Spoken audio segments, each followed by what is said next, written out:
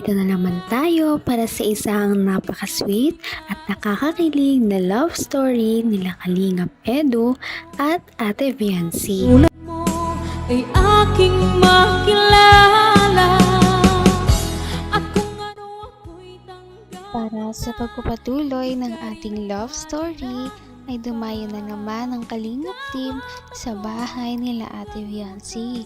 Sobrang lamig na nga ng panahon ngayon, kaya lahat sila ay talagang todo cover ng kanilang katawan, at dahil taglamig na, ay marami na naman tayong abangan na mangyayari sa kanilang mga outing sa mga susunod na video.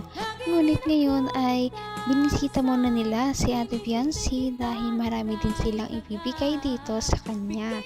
At ito na nga ang mga nangyari at mga kilig moments na ating matutunghayan para sa mga video na ito.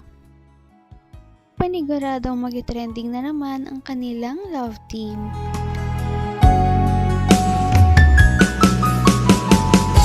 Ang nais ko lang Dito ka. Si Kalingap Pab dapat ang kasama ko dito. Sige na. Pagigyan mo na ako. Bakit? Pagigyan mo na akong maging sidekick mo. Kasi, tagal-tagal kong nawala. Si Claire, pagpahingay mo na yan, kawawa naman ng tao, maguhunot pa. Maawa ka naman. Please. Sige na. Basta huwag ka dyan makulit ha. Huwag ka makulit. Promise. Hindi ako ulit. Para pababalikin kita. Ano ginagawa mo dyan? Ang ganda talaga niya, oh. Grabe, swerte ko naman. Ay, hindi ala. Ikaw alang swerte. Oh, wait lang, na-attack din ako. Good luck sa date niyo, ha. Kasama ka. Good luck sa date niyo.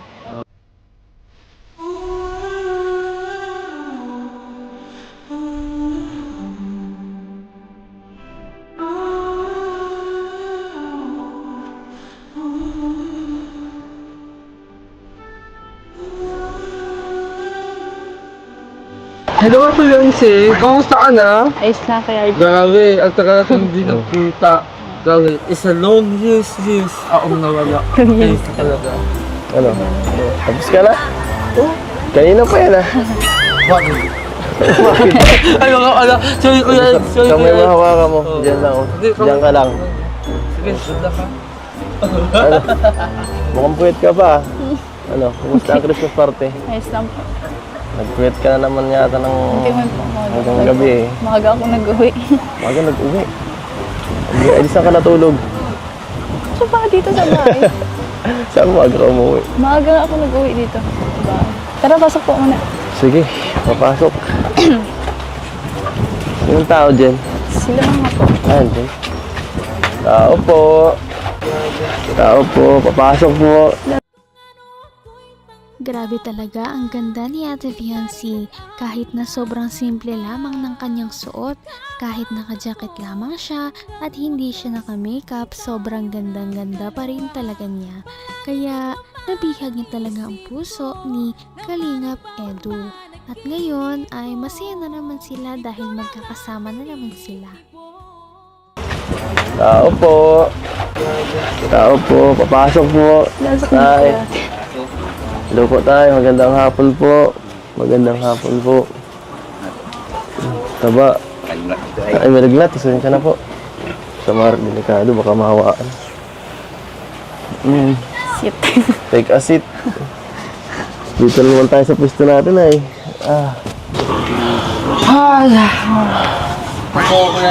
Pagod? Ay! Nakita mo yung ginagawa mo? Wala ka talagang ano. Dito nga ako, sidekick mo, di ba? Ay, kami nga, pag si Kalinga parang sumasama sa amin, binibigyan kami ng space, dalawa. Ikaw, siksik ka ng siksik eh. Ano? Bakit? Kasi,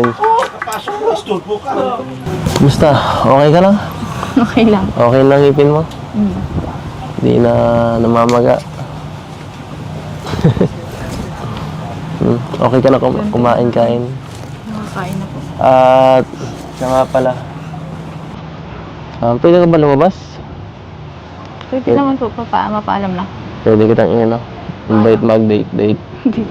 Ganun. Sige. Pwede. Paalam po tayo yan. Oo, mapaalam naman siyempre. Ano? Siya na yan, ganyan na yan. Hindi ka na ano. Sige, sabagay, wag na, okay na yan. Ha? Okay na yan, kahit ano, okay naman eh. Sige, mapaalam na ako kay mama mo. Tao po, Nay. Ano, wala. Pasensya na po. Magandang hapon po, Nay. Maano lang po sana ako, papaalam kaya ano, si Biancy, papaalam ko kung pwede pong ano, ilabas ko muna ngayon. Sige po. Baka po nagagalit na kayo, palagi na lang ginagabi ang anak nyo. Ayun naman pala, kaya pala dinayo ni Kalingap Edu ang bahay nila Ate Viancy ay dahil gusto niya itong ayain sa isang date. Para naman hindi na ma-stress si Ate Viancy gawa ng mga bagyong dumating at sa kanyang mga schoolworks, kaya aalis muna daw sila at magliliwaliw. Kita mahal.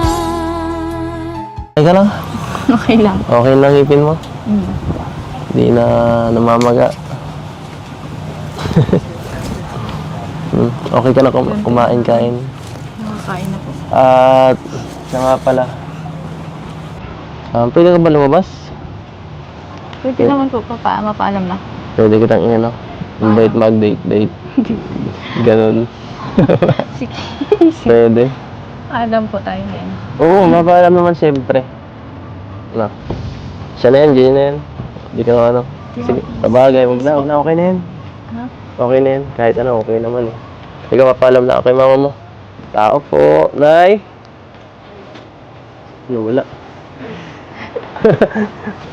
Pasensya na po. Magandang hapon po, Nay. Maano lang po sana ako, papaalam kaya ano, si Biancy, papaalam ko kung pwede pong ano, ilabas ko muna ngayon. Sige po. Baka po nagagalit na kayo, palagi na lang ginagabi ang anak nyo. Paalam ka naman. Opo. Ay, kumusta po yung anak mo? Yung ba yung mga bagsak Ay, puyat. Puro pang 3 gabi ng kagabi. May sina, kanipin niya. Ay, grabe. Kanipin. Kawawa naman to. Pare-pares na tayo nilalagnat. Ako, galing ko lang sa sakit po. Maano matamlay. Nakaka-OSDD. Magaling ka, baby. Baka pumayat.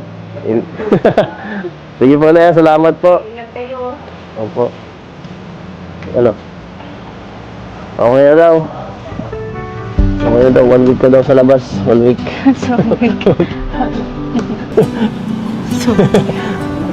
Okay na ba yan? Hindi ka na... Sige po, kampan. Ay, sige. Ano? At syempre, hindi makakaalis si Ate Viancy kapag hindi siya ipapaalam sa kanyang mama. Kaya naman si Kalingap Edu ay makikita natin kung gaano siya ka-respectful sa pamilya ni Ate Viancy dahil palagi niya itong pinagpapaalam at hindi niya binabypass ang mga magulang ni Ate Viancy. Kaya naman dahil kitang-kita rin ng kanyang mga magulang ang pag-aalaga. Yung anak nyo. Alam mo, paalam ka naman. Opo. Ay, kumusta po yung anak mo? Yung ba yung mga bagsak Ay, puyat. Puro pang 3 gabi ng kagabi. May sina, kanipin niya. Ay, grabe. Kanipin. Kawawa naman to. Pare-pares na tayo nilalagnat. Ako, galing ko lang sa sakit po. Maano matamlay. Nakaka-OSDD. Magaling ka, baby. Baka pumayat. Sige po na yan, salamat po. Ingat kayo. Opo. Ano? Okay na daw. Okay na daw, 1 week ka daw sa labas. 1 week.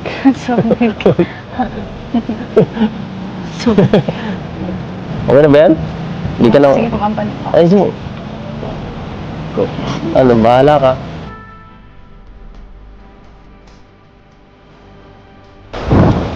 Sakit mo talaga. Sakit. Nakikita ka. Ano? Tara. Makita ka ni mama. Tara. Tawad rin. Ay, boss! Oh, Boss Ed, saan tayo? punta ang pinakamagandang ano dyan, kainan Dok. Kainan? O pwede maganda rin tambayan. Ay, di, dahil tayo. Wala mang makakainan dito, wala mang nagluluto dito. Sige, ikaw nang bahala. Ah, sige boss, basta ikaw. Kung anong gusto mo, sunod lang ako. Dito muna tayo. Okay na dito. Grabe. Buti nakitama ang panahon. Ay. Biruin mo naman. Kailangan lang pala kasama ka para gumanda ang panahon eh. Grabe. Grabe man yan. Sana nga po. Bigay ng may kapal. Ano kaya ang mga mangyayari sa mga susunod nating video dahil ang kanilang date ay makikita nyo doon. Kaya naman sana ito ay inyong abangan at subaybayan dahil paniguradong marami silang mga kilig moments at marami na naman ang marireveal na pangyayari sa kanilang dalawa. Napaka-sweet talaga nila at napakabait ng tambalang ito kaya maraming sumusuporta. Kaya naman sana ipatuloy natin silang suportahan at mahalin si Viancy, si Kalingap Edu at ang Kalingap Team. Yun lamang at maraming salamat sa panonood. Abangan natin kung magkakatuluyan ba talaga si Kalingap Edu at Viancy. Hanggang sa muli. Bye! Ngayon'y abot